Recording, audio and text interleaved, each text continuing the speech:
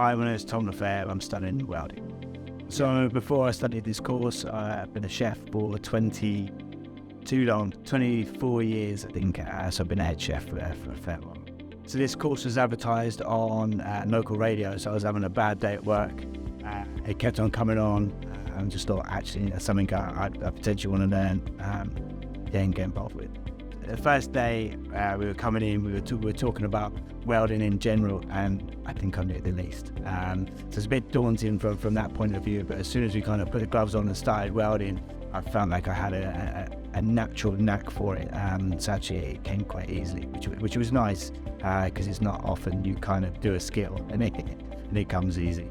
So during the welding course, you've got to, you do 3 practice assessments as such. So you've got to make sure that you can weld in a straight line, in a vertical, horizontal, and then you've got to kind of do a weave. So you've got to basically, you've got assessments at the end, so you practice to make sure that you're ready for the assessments. And then you've got a corner joint, you've got a lap joint, T-joint, and then a V-buck, all in different positions. The best part actually was, so Clive's a great welder and done loads of stuff with gold standard awards and all that kind of stuff. And actually him showing me a weld and gone, I'd be proud of that. And actually for me, I'd have been doing it, 10, 12 weeks. It's kind of like, yeah, that's pretty smart.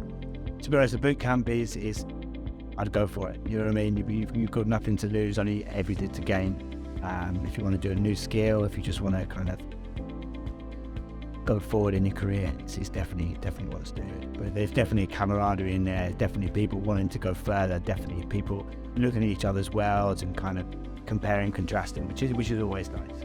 I've got projects lined up with, so at the back of my pub, I want to kind of make a shepherd's hut and stuff like that, so the welding's going to go hand in hand.